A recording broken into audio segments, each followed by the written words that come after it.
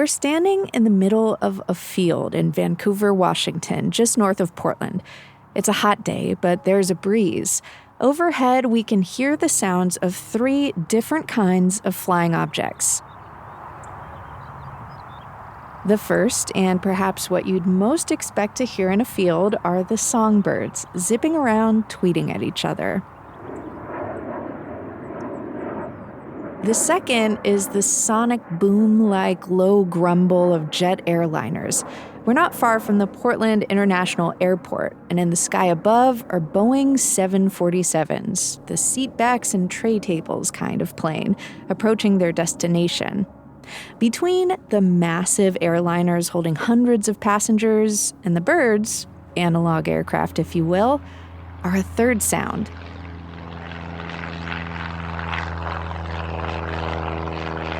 Smaller planes, 1 or 2 seaters, the type of plane that these days you don't just get in because you need to get somewhere. You get in because you truly want to fly. This is the Pearson Airfield at Fort Vancouver, which a sign near the field tells us is one of the oldest continuously operating airports in the United States. Today, aviators use the airfield to take off for a scenic spin through the skies over the Columbia River. Future aviators can take lessons here too. And nearby is the Pearson Air Museum, sharing the area's rich aviation history with visitors 5 days a week. Some of you may have learned the broad strokes of American aviation history in school. The Wright brothers flew the first airplane. This film, made in 1903, recalls the first flight of this primitive biplane making aviation history. Charles Lindbergh made the first solo transatlantic flight, and the first woman to fly across the Atlantic alone was Amelia Earhart. Here she is describing her landing. I cruised inland until I found a suitable pasture.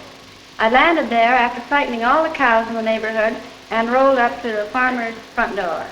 I think he was surprised to find an airplane in his front yard. But Amelia Earhart wasn't the only woman taking to the skies. In fact, in the 1930s, the growing ranks of female pilots inspired to take flight included some of the first Chinese American women ever to earn pilot's licenses in the United States. And they came from the same tight-knit Chinese community right across the river in Portland, Oregon.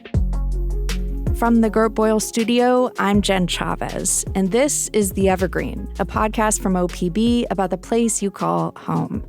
Today, we learn the stories of 2 trailblazing Chinese American pilots who called this place home too. Hazel Ying Lee, the first Chinese American woman to fly for the U.S. military. One of the things that has always struck me in every photo of Hazel that I ever come across is just this boldness in her eyes. She just wanted to do something that no other Chinese American girl had done before. And Leah Hing, one of the first Chinese American women to earn a pilot's license, whose plane is on display at the Pearson Air Museum. Leah had the freedom to soar, essentially, in her plane. She had the freedom to pursue anything she wanted to do. How these young women, the daughters of immigrants, looked upwards and saw themselves up there. How their curiosity and desire to explore cemented their roles in the history of a country which sought to exclude them.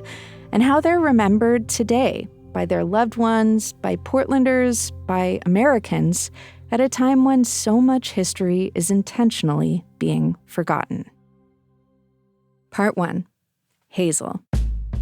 Hazel Ying Lee was born on August 24th, 1912 in Portland, the daughter of Chinese immigrants. She and her family lived in a small walk-up apartment on 4th Street in Chinatown.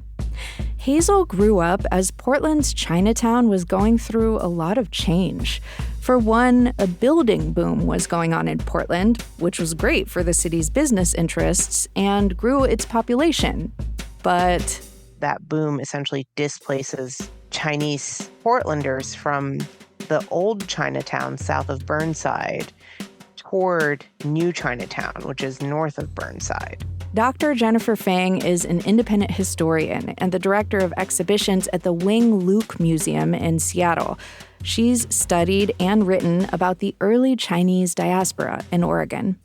She said as Portland's Chinese population faced displacement, it was also dramatically shrinking. I think maybe in the late 1800s, Portland's Chinese population was nearly 10% of the total population. By 1920, it's like 0.05%.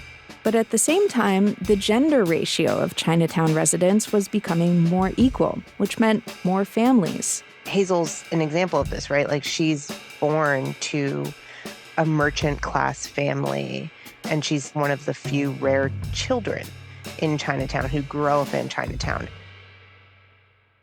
Hazel had 8 siblings. Her parents owned a Chinese restaurant. She was a scrappy, competitive kid, her sister Frances Tong remembered. She makes friends with all the kids in school. She's a good handball player. I remember that very well because nobody beat her. She's always in some kind of trouble all the time. And that's Hazel's best friend growing up, Elsie Chang. Elsie and Frances both recorded oral histories about Hazel with the Museum of Chinese in America in New York. Hazel ran races, played sports, learned to drive, and in general enjoyed breaking the mold. Her mom would say she's not afraid of the wind. She's not afraid of the water. When she was a teenager, Hazel went with a friend to an air show, kind of like this one.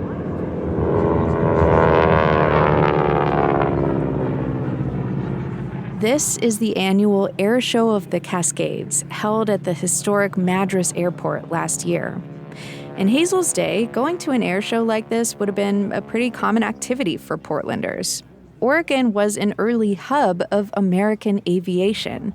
It was the first state in the country to develop a state board of aeronautics in 1921, and aviation was just super popular here.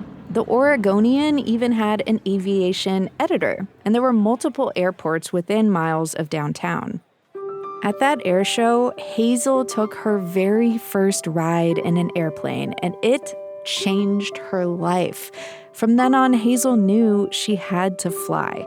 To save money for flying lessons, Hazel worked as an elevator operator at Lieb's department store downtown. We just go there when she's there, and then we ride the elevator up and down when she was running it. At the time, it was one of the only jobs available to Chinese American women. Either you would be a stock girl or an elevator operator, or you might work in the theater's restroom in your costume. It was very difficult for an Asian person to find a job. Hazel and her friends grew up under the Chinese Exclusion Act, a law first implemented in 1882 and then made permanent in 1902. The act banned new immigration of Chinese laborers into the U.S., but it also affected Chinese American immigrants who were already here, historian Jennifer Fang said. It prevented Chinese people who are already in the United States from becoming naturalized citizens. I mean, I think the act essentially creates this political and economic underclass.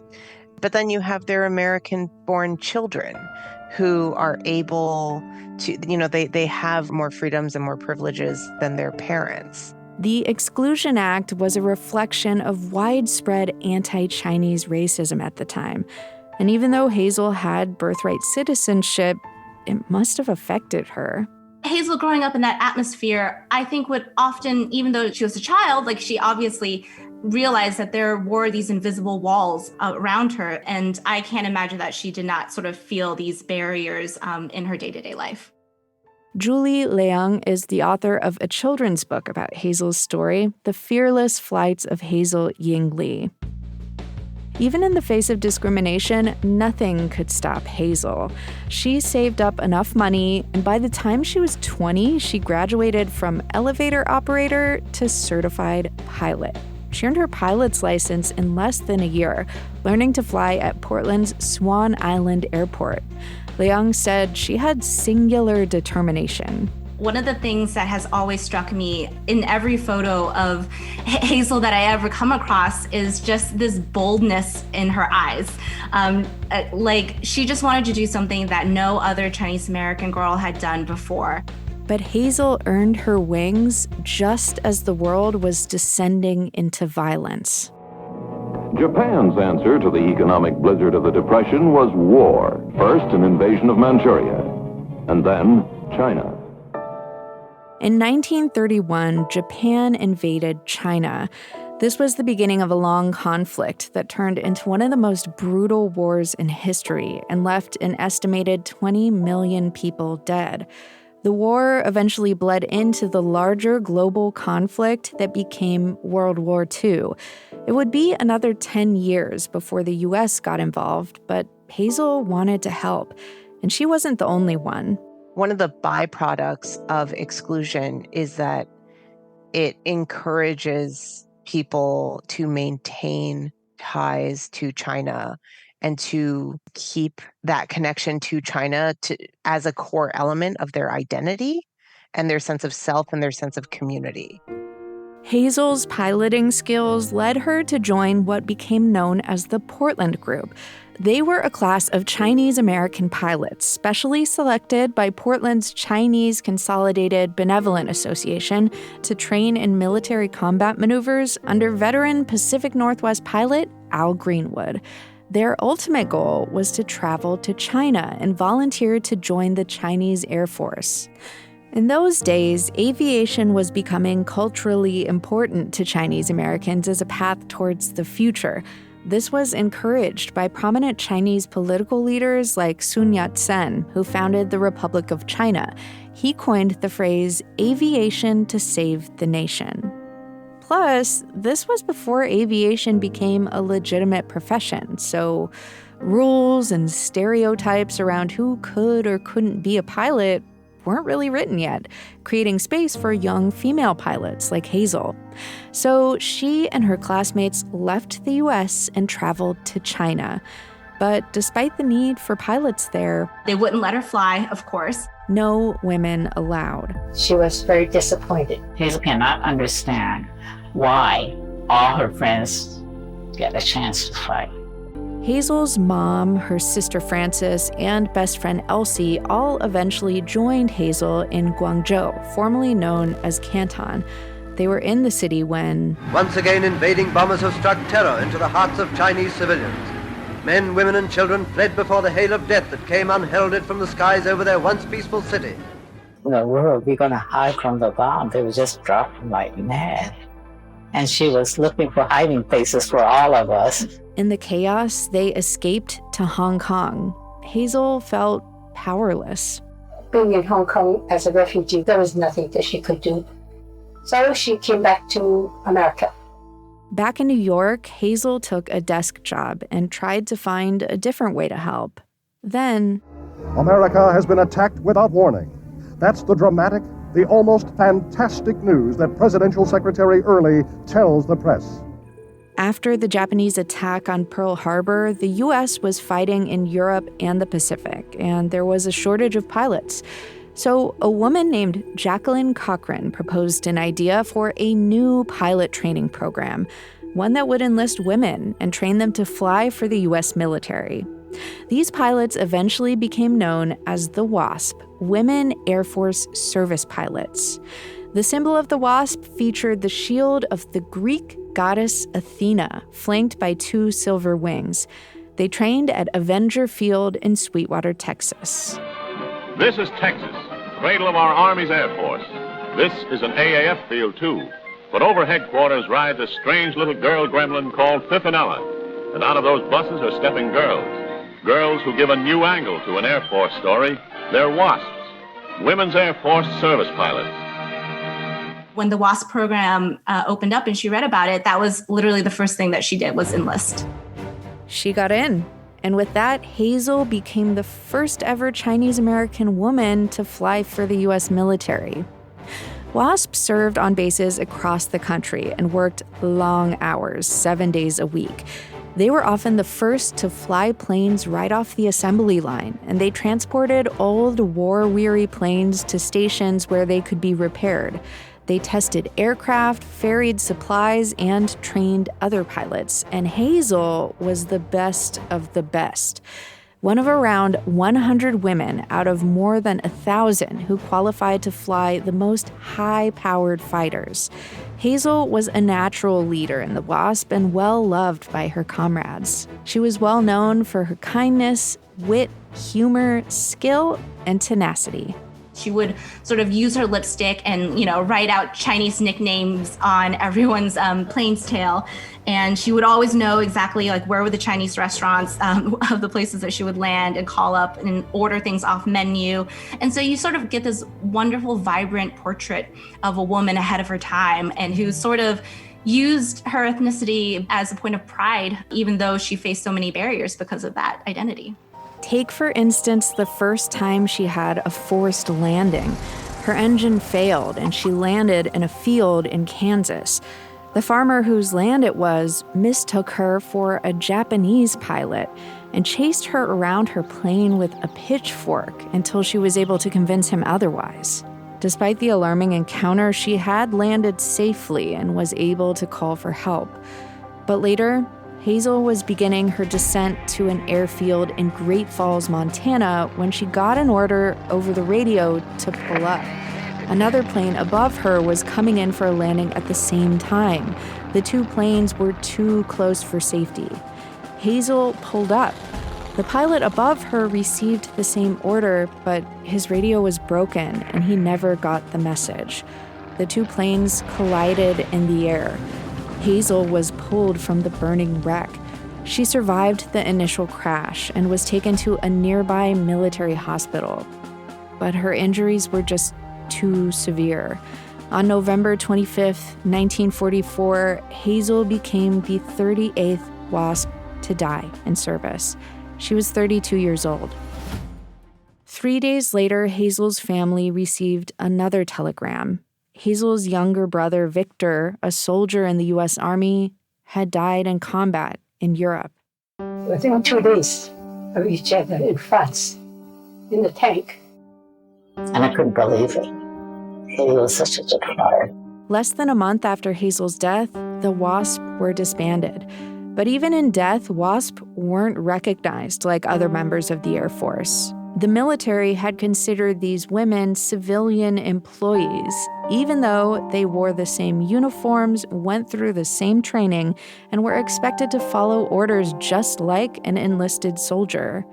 When Hazel died, the military would not even pay to transport her body home, and she was not honored with a military funeral. So Hazel's family brought her back to Portland. They picked out a spot for her to be buried on a hill overlooking the Willamette River, here at the Riverview Cemetery. Florence had picked out the spot, and she applied for it, and they said they couldn't sell it to her because we were Asians. And the cemetery in that area was not allotted for the Chinese. They said no. Florence is a very mild person, but this one time, she really gave it to them. She says, they had died in the war for America, for the United States, and they are entitled to it. And should it not be, she would go to the War Department. They realized it, so they aren't here. Sorry. Hazel was buried next to her brother, the shields of Athena engraved on her tombstone. It took more than 3 decades, but in 1977, President Carter finally recognized the WASP and granted them veteran status and benefits. And in 2010, over half a century later, all WASP received the Congressional Gold Medal for their service, record, and revolutionary reform in the armed forces. WASP Deanie Parrish received a medal on stage on their behalf. I believe I speak for every WASP when I say that it was both a privilege and an honor to serve our country during some of the darkest days of World War II. But today, the WASP face erasure once again. Amid the Trump administration's federal purge and ban on diversity, equity, and inclusion, information about the WASP was scrubbed from the U.S. Army's website. Using the Internet Archive's Wayback Machine, I can see a detailed page about WASP history on the site as of October 2024. But now the URL redirects to the Army homepage. When we checked in March, a banner on the homepage read, quote, "Archived historical content from culturally focused Army websites is under review for compliance with executive and OSD policy. Content will be reposted after the review," end quote. But now, the banner's gone, and the WASP history still isn't there. Luckily, they're not the only ones keeping track of U.S. aviation history. Coming up after a break, we head to the Pearson Air Museum in Vancouver to learn the story of another fearless flyer from Portland, Chinese American pilot Leah Hing. Thanks for listening to The Evergreen, a podcast from OPB about the place you call home. If you like what you hear, subscribe to us on your favorite podcast app, and we'll brighten your Monday morning a little bit with something new and exciting to listen to each week. You can also follow OPB on Instagram at OPB Photo, or follow me directly at Jen Chavez OPB. That's Jen with 2 N's, and I'll keep you posted on what Team Evergreen is up to. And remember, this episode about Chinese American aviators from Portland and all the great OPB reporting and storytelling you hear on this show is made possible by the support of many thousands of OPB members. That's what keeps us going, even after Congress cut federal funding for public media. Yep, that's us. And the public is you. That means you can help us keep this service strong for your family, your neighbors, and everyone who counts on it, even when the going gets tough. If you have the means, please support our journalism by becoming an OPB sustaining member today at opb.org/pod. Thank you so much for your support. And now, back to the show. Part 2. Leah. The Pearson Air Museum at the Fort Vancouver National Historic Site is dedicated to the storied aviation history of Pearson Airfield. The museum is in an old airplane hangar, and it's full of very cool historic biplanes. A DH-4 Liberty, the only American-produced plane flown by U.S. troops in World War I. A JN-4 Jenny, used to train thousands of U.S. service members in the teens and 20s. A replica of a Curtiss Pusher, the first mass-produced airplane.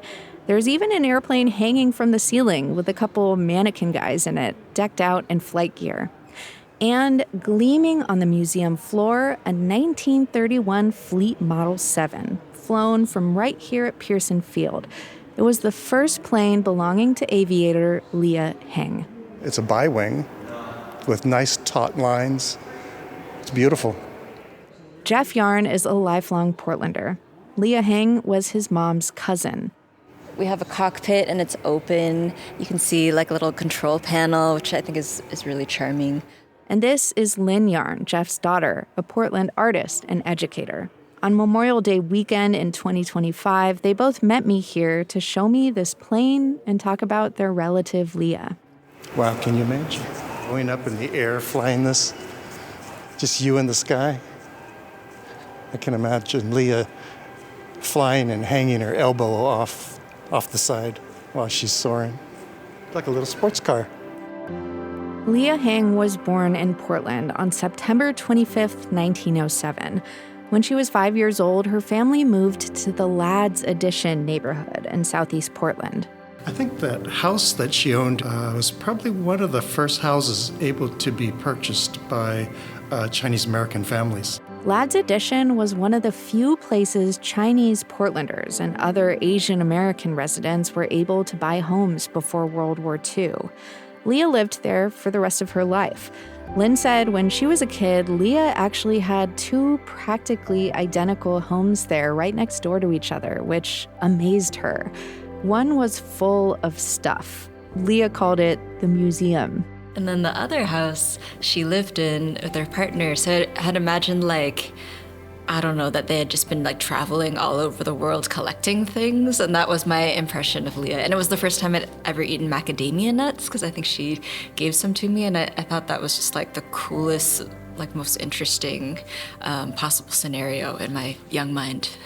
Growing up in Portland, Leah, like Hazel, was involved in a ton of activities. For instance, she was the team manager of the Changhua Hoopers, a local basketball team for Chinese women. And when she was in high school, she started the Portland Chinese Girls Orchestra. She played the saxophone. Her childhood friend and longtime partner, Lillian Lang, was in the band too. After high school, they joined up with a vaudeville troupe and toured the U.S. and Canada. She toured the country with a musical group. That's kind of adventuresome in its day. At one point, Lynn came across a diary of Leah's from those years. There was a lot of talking about noodles, and it was different places that they had been along their tour stop, what the noodles were like, what she ate, what happened that day. And I think just imagining what traveling through the country looked like back in that era, just traveling in general, but traveling as an Asian American woman must have been nuts. So how did this traveling vaudevillian first get interested in flying? Well, take it from Leah herself. Was there any special person that made you interested in flying? Tex Rankin. Tex Rankin. He wanted, you can take up flying. I said, okay, I'll give it a try. So. That's Leah Hing being interviewed by Patricia Keith in 1980 for an oral history for the Oregon Historical Society. This Tex Rankin was a pretty big deal. He was nationally known as an aerobatic pilot, barnstormer, and racer who also gave flight lessons. They met almost by accident. My dad had a restaurant at that time, and he came up to eat. Oh. Leah was working at the Chinese Tea Garden on 3rd and Stark in 1932 when Tex Rankin came in and convinced her to take flying lessons with him. As I sat in the Pearson Air Museum's Tex Rankin Theater, appropriately enough, with Lynn and Jeff Yarn, they told me that Rankin trained a lot of female pilots back then. An early Black woman pilot and an early Indigenous woman pilot. And so I kind of think about how cool it was that there were so many early Chinese American pilots, but also within Portland, just this little city, that we had so many groundbreaking pilot ladies. Leah wanted to join up with the Chinese Flying Club of Portland, aka the Portland Group, where her acquaintance, Hazel Ying Lee, and another groundbreaking local pilot, Virginia Wong, were training to help the Chinese Air Force. But much to her dismay, her dad wouldn't let her. She did agree to take flying lessons with Tex Rankin, though, whose flight school at the time was on a tiny airfield in North Portland's historic Vanport. Did your family approve of you? Well, they didn't even know about it. They didn't know about it? Till afterwards, and I told them after I started taking After them. you started? Tex Rankin told the Oregonian that his student did everything right in her first lesson. Local and national press had become very interested in her training. In 1932, she told the Oregonian, quote, "I believe that women can learn to fly as easily as men. Eventually, there will be just as many women flying as men." We're not quite there yet. Today, around 10% of pilots worldwide are women. But hey, there's still time. Do you remember the first time you soloed? Do you know what it was? Scared to death. Were you scared to death? Did you solo at Texas Field? They didn't tell you. They just get out of the plane, all right, you take it.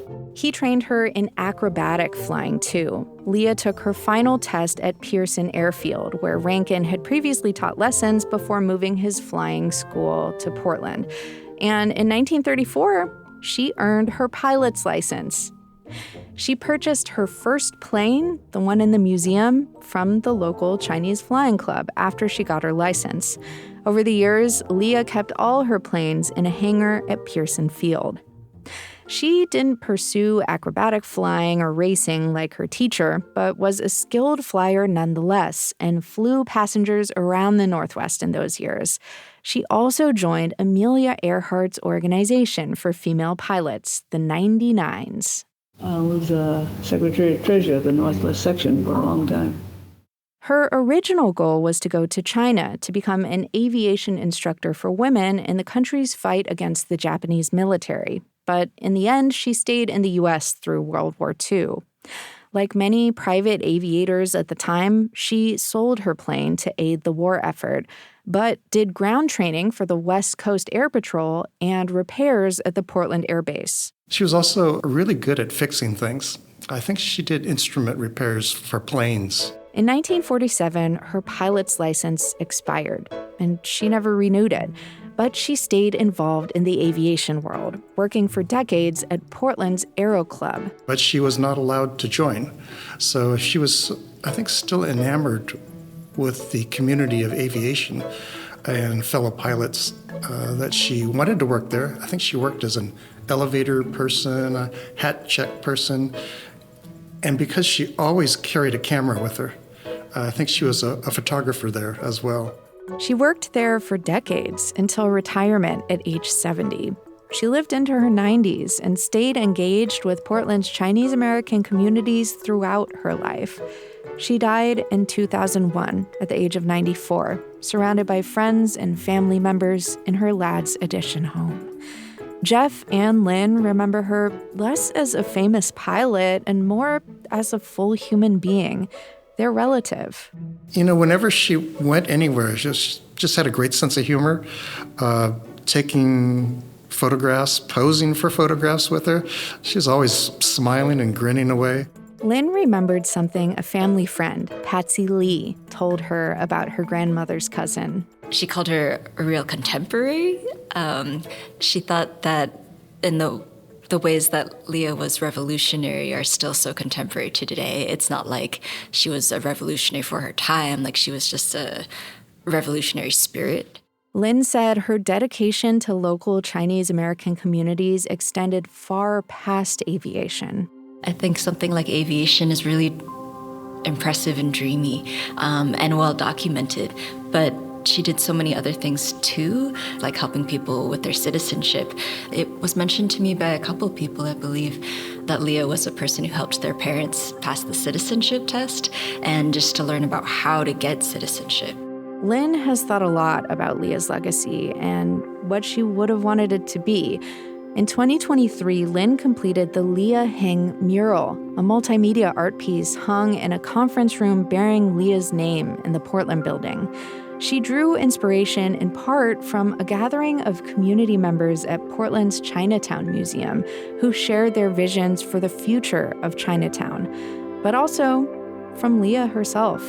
I just love how happy she looks in pictures. Every person I talked to about Leah, and trying to find information would always mention Lil, her partner. They were like lifelong partners. There's pictures of them as children together. And I love that that's something that she built too. So not just breaking barriers, but like just creating happiness around her and like doing fun things like being in a girl band. I find that very inspiring. Back in front of her plane in the Pearson Air Museum, Jeff and Lynn Yarn reflected on what it means to them to see it there. It is a manifestation of Leah's life, or a portion of her life. And in talking about family history, you can bring people here and we can actually see this as opposed to, what's common these days is looking at a gravestone and having to imagine somebody's life. I mean, you look at this plane and you can imagine her soaring in the sky. I think a lot of our images of Asian American women, even now, are like kind of more demure and like accommodating, and this is clearly not Leah. So I think it kind of brings up a reminder or like an essence of like an inner Leah in all of us, or especially in our family.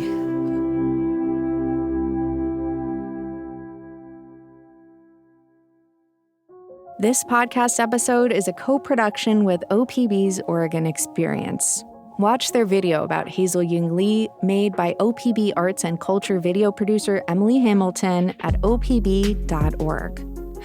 Thank you for listening to The Evergreen, a podcast from OPB. Join us next week for a deep dive into the city of Portland's relationship with sovereign tribal governments and indigenous city residents. We'll learn about the city's Tribal Relations Program and how it went off course after a strong start several years ago. This episode was produced and engineered by me. Our technical director is Stephen Cray. The OPB podcast team also includes Mia Estrada, Julie Sabatier, Malia Fass, and Sage Van Wing. Tiffany Kamhai interviewed author Julie Leung, and I interviewed historian Jennifer Fang and the Yarn family. You also heard the voice of Karen Pan, who narrated the Oregon Experience video. You heard oral history recordings with Frances Tong and Elsie Chang, courtesy of Alan H. Rosenberg, the producer of A Brief Flight, as part of the Hazel Ying Lee and Frances M. Tong collection at the Museum of Chinese in America. You heard an oral history recording with Leah Hing, featuring interviewer Patricia Keith, courtesy of the Oregon Historical Society, which made the 1980 recording available via Creative Commons. You also heard newsreel footage from Reuters, British Movietone, Encyclopedia Britannica, the Associated Press, and the Army-Navy Screen Magazine. Music in this episode comes from Audio Network. And hey, if you have a question for us about my new passion, women's aviation history, or anything else, please reach out. Hit us up by email at theevergreen@opb.org. I'm Jen Chavez. Catch you later.